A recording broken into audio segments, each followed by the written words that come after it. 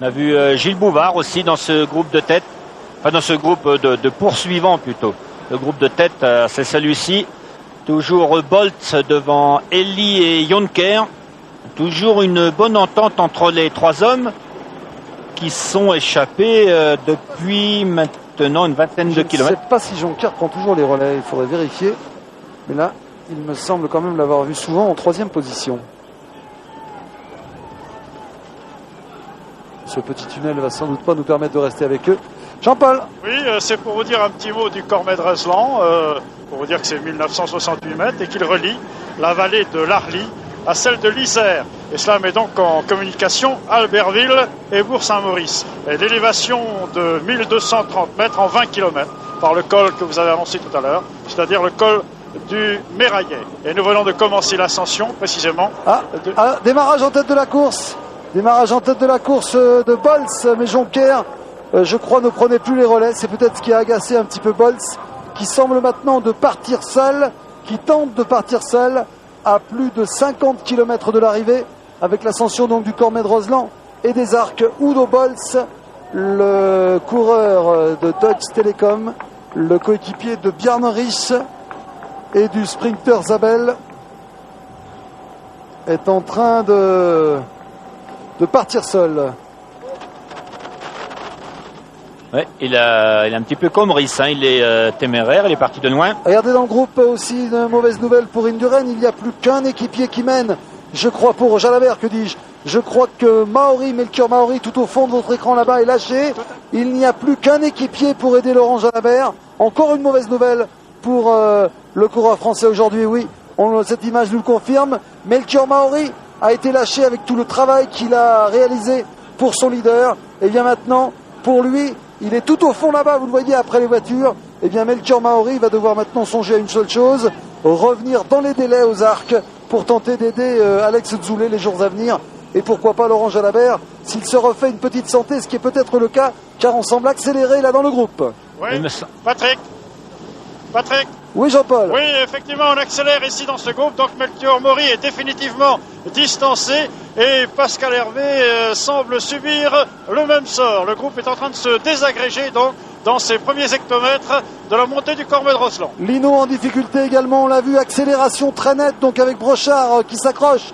Peut-être cela signifie-t-il que Jalabert se sent bien, c'est pas lui qui part là-bas. Est-ce que ce n'est pas lui qui vient de prendre le relais pour la première fois? Vas-y, monte. Je crois avoir vu Jalabert prendre la tête là-bas. Oui, c'est le cas, semble-t-il. Oui, passe. Jalabert en deuxième position maintenant, non? Oui, Jalabert en deuxième position, mais ça va de plus en plus vite. Je croyais que Jalabert prenait le relais, oui. En tout cas, il est aux côtés maintenant de son équipier. Il a ouvert à nouveau son maillot. Et en tout cas, ils ont accéléré très très fort, puisque tout le monde est en train de gicler là derrière. Est-ce que c'est le chant du cygne ou est-ce que c'est ce qui va nous permettre d'espérer pour le Français dans les kilomètres à venir? Et c'est un miracle, on a juste eu l'image au moment où ça se passait, et maintenant l'image a disparu. Alors l'image de Bols maintenant, l'homme de tête. Bah voilà, Jalabert à nouveau. Vous voyez, c'est bien Laurent qui fait exploser avec son équipier là. Qu'est-ce que vous en pensez, Bernard? Je ne sais pas trop, hein. Il y a une accélération de Sierra qui était très très forte, qui a fait exploser le groupe. Alors on ne comprend pas très bien pourquoi Jalabert a perdu du terrain avant et que maintenant il y a cette accélération. Il faut attendre pour voir. Peut-être que Jalabert a une défaillance passagère et que maintenant il se sent beaucoup mieux.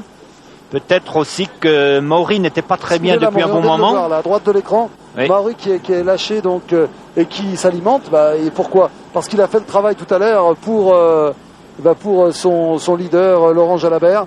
Alors que là on voit un petit peu Udo Bols et qu'on revoit au ralenti donc l'accélération du coéquipier de Laurent, en l'occurrence Roberto Sierra, l'Espagnol. Laurent qui nous semble... c'est difficile de juger sur une image comme ça, hein.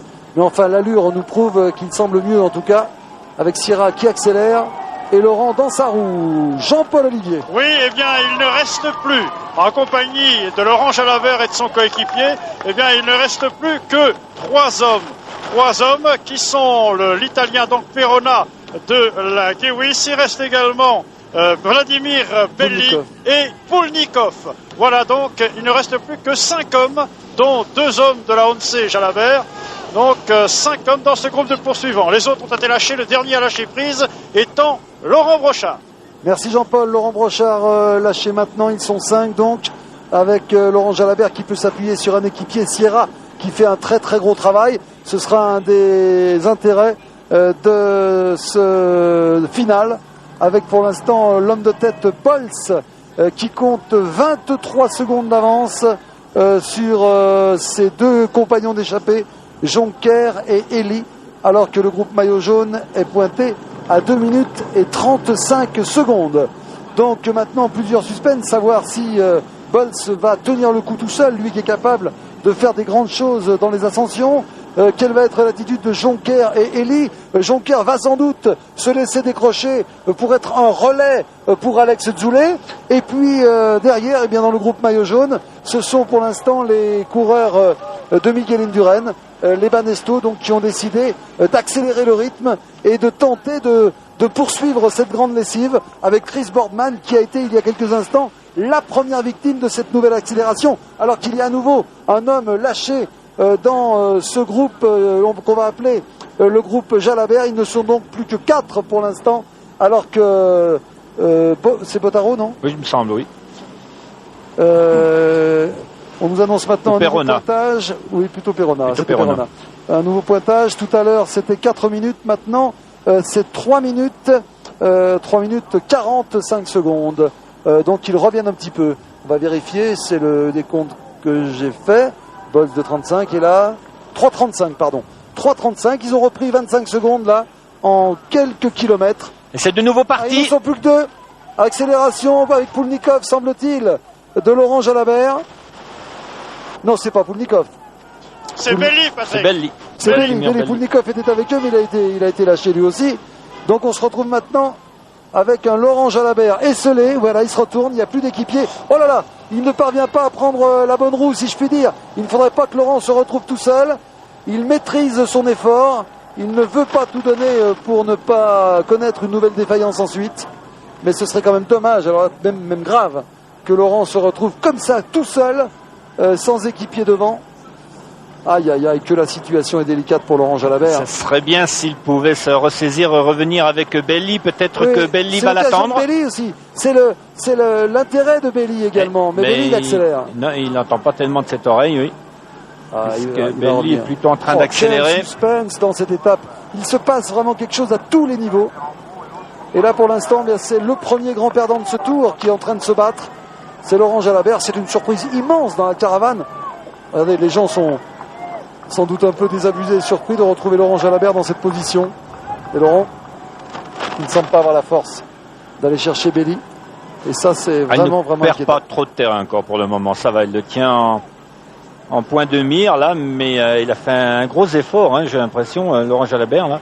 Dans la roue de Sierra, de Roberto Sierra. Il lui faut maintenant gérer cet effort et rester derrière Belli. Peut-être que si Belli se rend compte qu'il n'arrive pas à distancer réellement Jalabert, il aurait intérêt à l'attendre. Oui, il va peut-être ralentir un petit peu, récupérer, l'attendre. Et les deux hommes pourraient continuer ensemble. Que tout seul comme ça doit être vraiment terrible quand on sait qu'on est en train de perdre le tour si on ne revient pas. Oui, c'est difficile, d'autant que je ne pense pas que jusqu'à présent Belli ait beaucoup impressionné Laurent Jalabert, du moins dans les courses jusqu'à maintenant. Il est toujours en train de boire ou de manger, Laurent. Il recherche vraiment l'équilibre. Hein. Qu'est-ce qu'il fait? Il resserre sa chaussure. Problème de chaussure. Alors ici, Belli est parti loin devant, mais c'est parce que c'est un petit moment de descente hein, dans le col du Méraillé. Il se retourne, Belli, c'est assez bon. Voilà, il va attendre Jalabert. Il va l'attendre parce qu'on est toujours mieux à 2 qu'à 1. Voilà. Ça, pour le moral, c'est bon. C'est la dernière chance de Laurent Jalabert de collaborer avec Belli. En tout cas, c'est une bonne chose que Belli l'attende un petit peu. De toute façon, je ne pense pas que Belli avait raisonnablement d'autres choix à faire. Et puis, pour tout dire, on ne perd pas grand-chose à attendre un autre coureur comme cela. Ici, Belli a perdu, il avait combien? 4-5 secondes d'avance sur Jalabert. Donc, on peut dire qu'il a perdu 5 secondes. Voilà. Si Jalabert va avec lui, après, Belli risque de les rattraper facilement, ces 5 secondes. Ça, c'est là. En tout cas, on assiste à un vrai spectacle de cyclisme. On voit souvent les hommes devant. Là, on voit un homme derrière, un grand, le numéro 1 mondial, qui, et vous comprenez là les circonstances de course. Pourquoi Belli attend-il? Parce qu'il ne veut pas se retrouver tout seul dans la pampa, tout seul dans la campagne. On est mieux à deux, on va beaucoup plus vite, on peut se relayer, on peut s'encourager en quelque sorte. Donc là, si Laurent Jalabert a la force, et c'est pour ça que nous restons encore avec eux, c'est pour savoir si Laurent Jalabert a la force de relayer, si les deux hommes peuvent travailler ensemble, c'est deux leaders, puisque Vladimir Belli, l'Italien, est considéré comme le leader de son équipe, eh bien ça peut être intéressant. Jean-Paul. Oui, eh bien les deux hommes, Belli et Laurent Jalabert, rejoignent Bormann. Bormann qui a beaucoup de difficultés à suivre le train. Et oui, on le devine sur cette image-là. Boardman, on le voit sur la droite de la route. Boardman, incapable de prendre la roue de Laurent Jalabert. Quelle image pathétique. Chris Boardman, ancien recordman de l'heure, leader désigné de l'équipe Cannes, qui porte le maillot, cette équipe avec Eulot. Boardman, grand champion parmi les meilleurs mondiaux, incapable même de suivre ce rythme imposé par Belli et par Jalabert.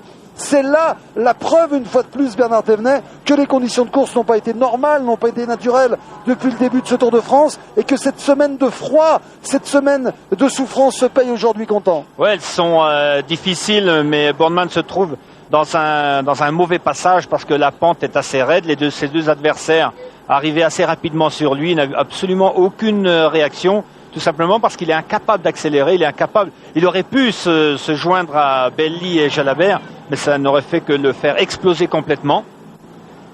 Alors on va revoir cette image au ralenti de Jalabert et Belli. Regardez un peu la détresse de Chris Boardman. Rendez-vous compte de ce qui se passe dans la tête de Chris, qui est, je le répète, un des meilleurs coureurs du monde, qui aurait pu prendre le maillot jaune de la première journée. Eh bien, au moment où ils sont venus dessus, Chris Boardman était presque arrêté. On va aller maintenant sur l'homme de tête, puisque l'image est revenue, et on va en profiter pour prendre des nouvelles de la tête. On a vécu ici un moment très très fort, alors que l'écart n'est plus que de 3 minutes 10 avec le groupe Indurain, mais Jalabert est à nouveau en difficulté. Ouais.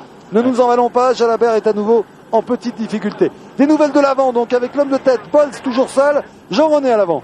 Oui, Patrick, Bols qui est toujours seul, derrière Elie et Jonker, et ensuite donc à environ 3 minutes, ce groupe avec lequel nous sommes et dans lequel il se passe des choses importantes pour la suite de cette ascension du Cormet de Rosland. Tout d'abord, Miguel Indurain a perdu un équipier. Il y avait depuis le début de cette étape 4 coureurs, 4 équipiers de la Banesto qui roulaient avec Miguel Indurain. Et bien Aparicio vient d'être irrémédiablement décroché.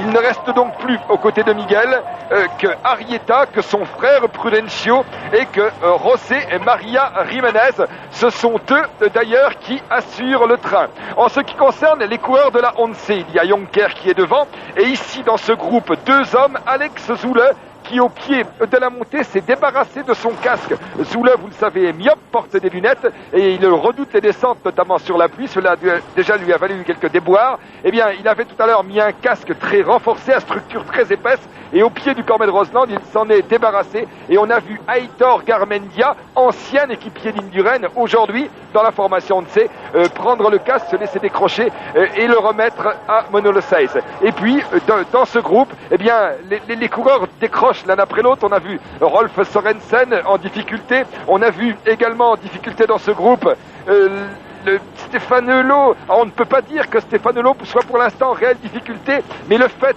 qu'il soit disons, il n'y a que 2 coureurs qui le suivent dans le groupe de Miguel Indurain n'est pas, à mon avis, un indice très favorable. J'ai l'impression que Stéphane Eulot va de nouveau avoir des difficultés dans l'ascension du Cormet de Rosland. Les difficultés alors qu'il y a une attaque là, un démarrage en tête du groupe Indurain, un démarrage très spectaculaire d'un garçon qui est un coéquipier, c'est Dufaux bien sûr, coéquipier Laurent Dufaux le Suisse, coéquipier de Richard Virenque. Personne ne réagit dans le peloton. Très beau démarrage, superbe démarrage. Décidément, on a très peu de caméras qui fonctionnent ensemble aujourd'hui, mais on a la chance d'être là quand il se passe quelque chose. Dufaux donc, qui démarre tout seul dans son très beau style, le double vainqueur du Dauphiné Libéré, le vainqueur aussi de la Classique des Alpes. Dufaux qui démarre donc à la poursuite des hommes de tête, avec pour l'instant un seul homme en tête, vous le savez, Udo Bolz, et les 2 hommes intercalés. Mais j'ai une nouvelle qui n'est pas très bonne de l'arrière, c'est que Jalabert a été distancé. On retrouve Jalabert, tiens, on vient de retrouver l'image. Oui, le voilà, Jalabert distancé par Belli. Ça, c'est très très mauvais signe. Oh là là, il va très mal. Oui, Jean-Paul. Oui, effectivement, nous sommes derrière Laurent Jalabert. Il vient d'être à nouveau, comme vous le disiez, décollé par Belli, mais il semble à nouveau revenir sur lui, tandis que